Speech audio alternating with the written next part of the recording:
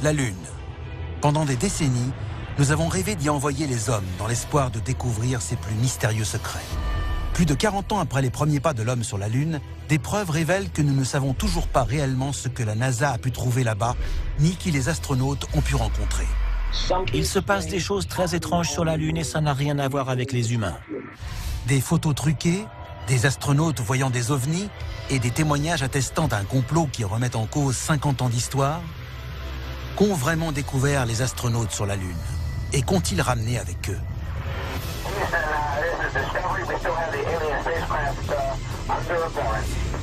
Dans cet épisode, nous allons vous montrer des images de missions spatiales que personne n'a jamais vues.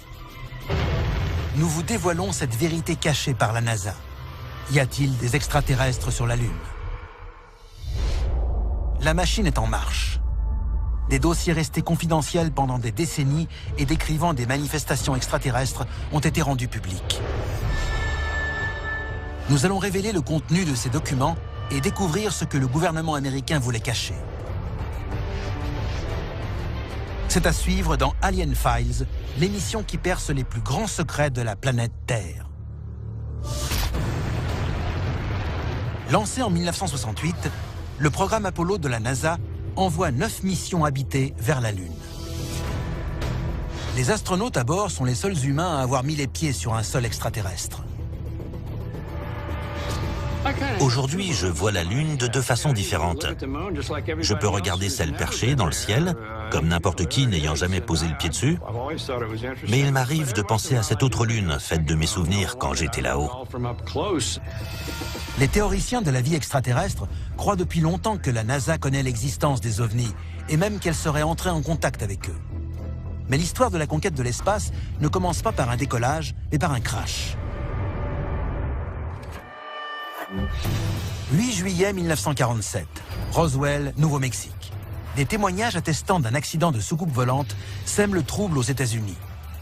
L'US Air Force réagit immédiatement et ce qu'elle va découvrir va changer la face du monde. Un ovni s'est écrasé à Roswell en 1947. On a trouvé sur le site des appareils technologiques, des cadavres d'extraterrestres et même une entité extraterrestre vivante. Que va-t-on faire de tout ça? Durant la guerre froide, l'URSS et les États-Unis s'affrontaient sur plusieurs terrains. Il ne s'agissait pas seulement de combats armés, mais aussi d'une bataille sur le plan technologique.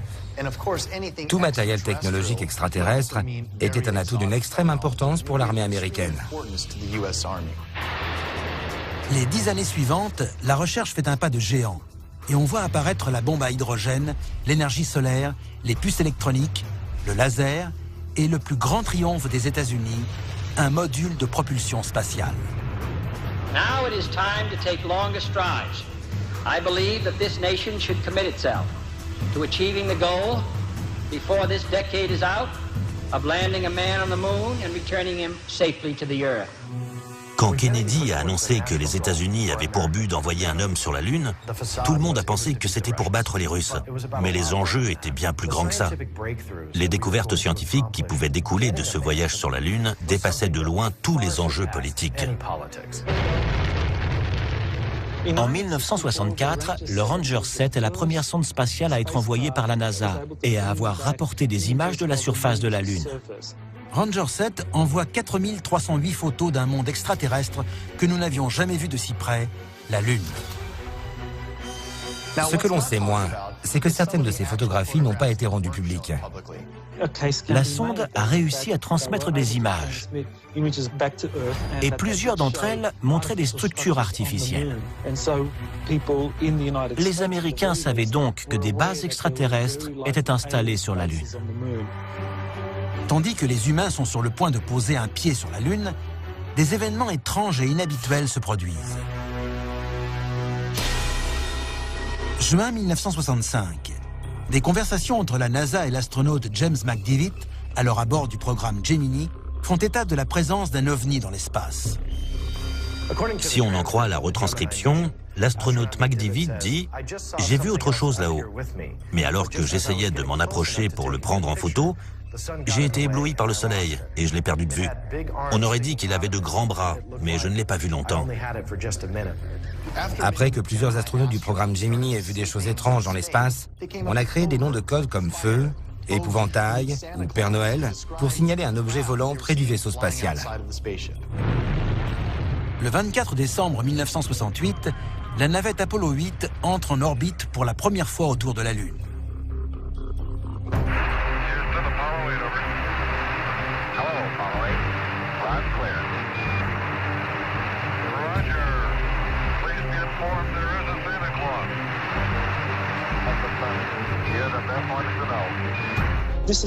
Beaucoup de gens croient que cet épisode fait référence à l'approche du jour de Noël.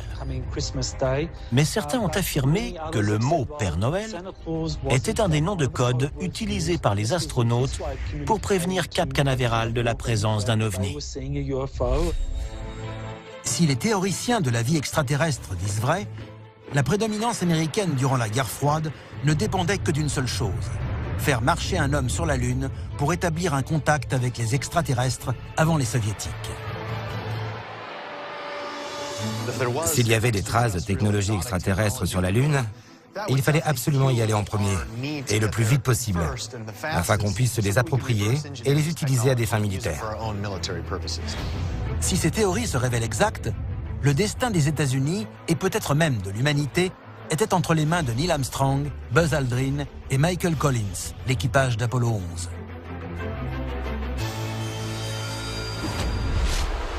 Dossier déclassifié, l'atterrissage sur la face cachée de la Lune. Le 16 juillet 1969, la mission Apollo 11 est lancée. Le monde entier en est témoin. Son objectif, faire atterrir les premiers hommes sur la Lune et, si on en croit les experts, établir un contact avec une forme de vie extraterrestre, une perspective terrifiante.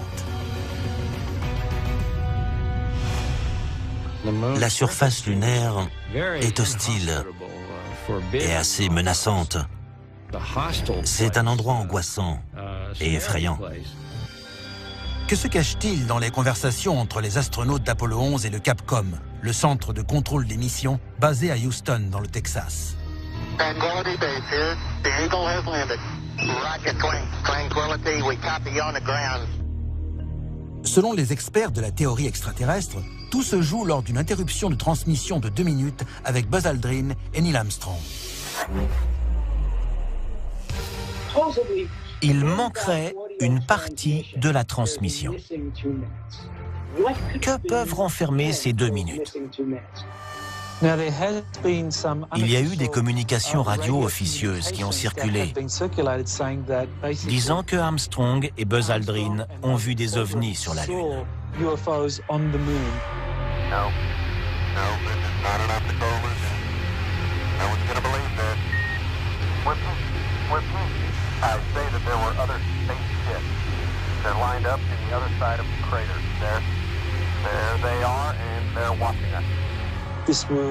Ces discussions, retransmises par des sources non officielles, auraient été interceptées par des radios amateurs.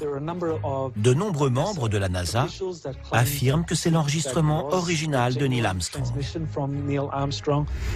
Les communications entre le Capcom et les astronautes dans l'espace sont relayées par 2 canaux. Le canal public qui retransmet les informations et le canal secret, directement géré par le ministère de la Défense, qui permet aux astronautes et au Capcom de communiquer librement et en toute sécurité. La NASA n'a jamais confirmé l'existence de cette conversation. Par contre, Buzz Aldrin lui-même a admis qu'un objet non identifié a été aperçu près d'Apollo 11. Neil Armstrong et Buzz Aldrin sont-ils les premiers ambassadeurs humains de l'espace? Ont-ils rencontré des extraterrestres sur la Lune? Il est tout à fait possible que, dès le début du projet, la NASA ait prévu d'entrer en contact avec de nouveaux êtres vivants. Quand Buzz Aldrin et Neil Armstrong font leur premier pas sur la Lune, ils plantent un drapeau américain et déposent une plaque commémorant leur mission. Mais selon certaines sources, ils laissent également derrière eux 2 autres objets. Le premier est un rameau d'olivier en or, symbole de paix. Le second, un disque de silicone sur lequel on trouve des messages d'amitié enregistrés par 73 chefs d'État, ainsi que les noms des membres importants du Congrès américain et de la NASA.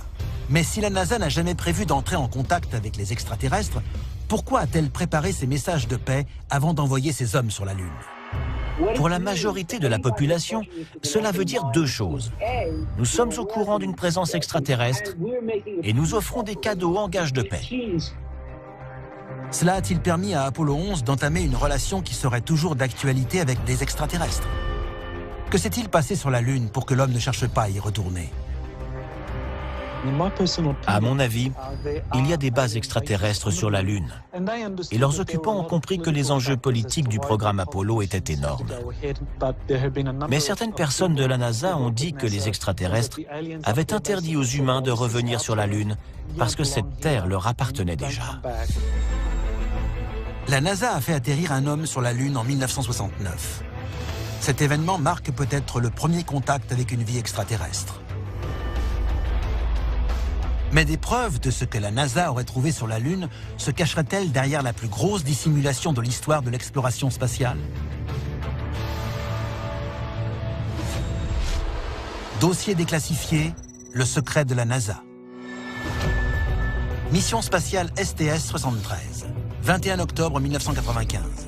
L'astronaute Kathryn G. Coleman travaille dans le laboratoire à microgravité modulaire de la NASA quand elle fait une étrange déclaration au Capcom.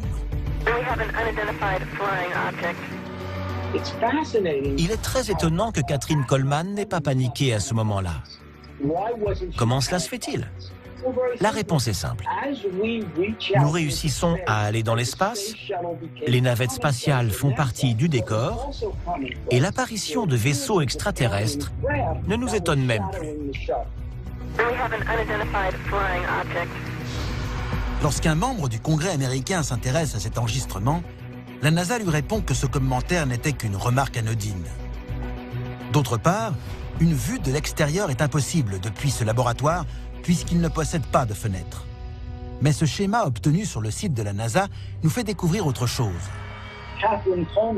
Kathryn Coleman dit depuis le STS-73, nous avons un ovni. Si vous cherchiez une preuve, la voilà. Les dernières décennies nous ont prouvé que la NASA nous cache bien quelque chose concernant nos relations entre ovnis et humains. Mais la question est de savoir quoi.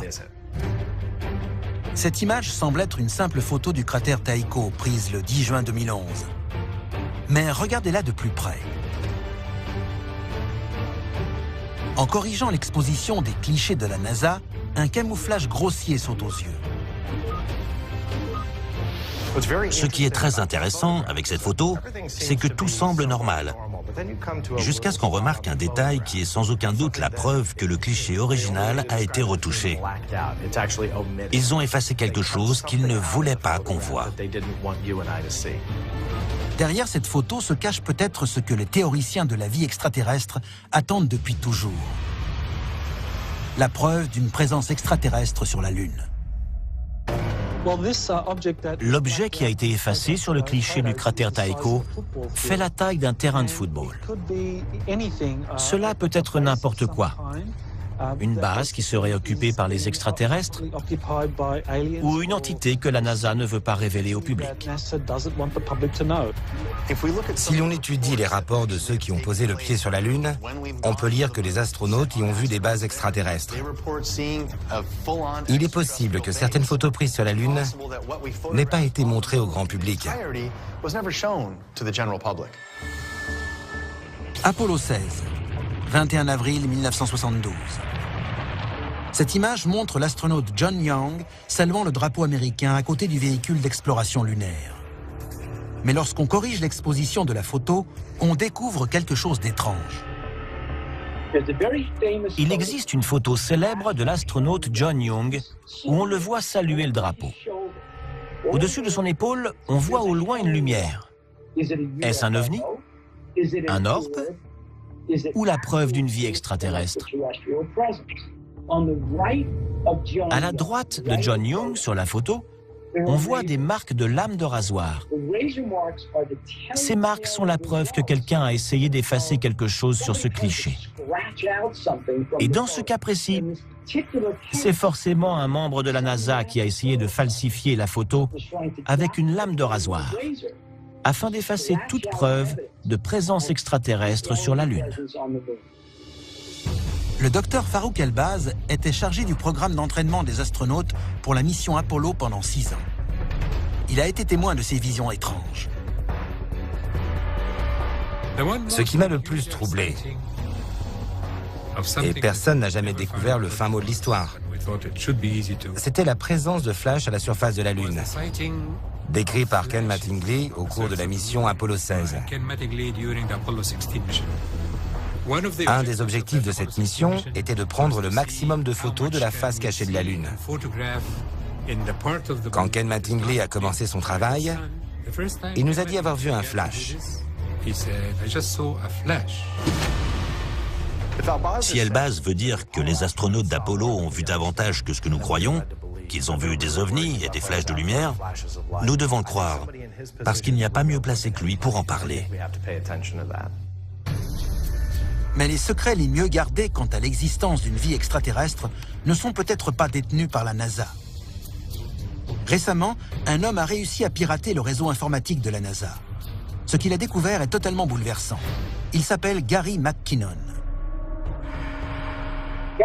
Gary McKinnon enquêtait sur les extraterrestres. Il a trouvé dans des dossiers confidentiels des documents prouvant que la NASA avait connaissance de l'existence d'ovnis. Ces prétendues découvertes inquiètent suffisamment le gouvernement américain pour qu'il demande son extradition de Grande-Bretagne. McKinnon risque jusqu'à 70 ans de prison et une amende de 2 millions de dollars.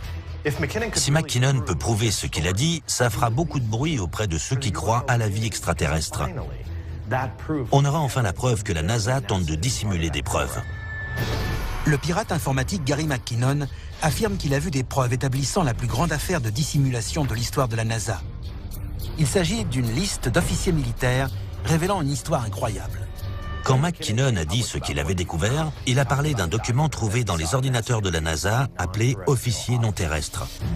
Si c'était vrai, ce document attesterait non seulement d'une vie extraterrestre sur la Lune, mais aussi de l'existence d'une collaboration entre extraterrestres et humains au sein même de la NASA.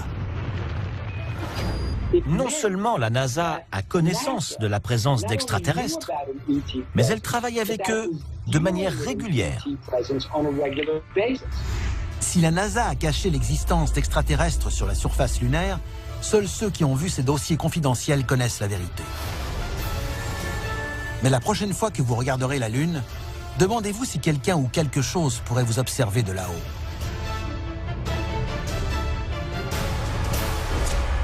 C'était Alien Files, l'émission qui perce les plus grands secrets de la planète Terre.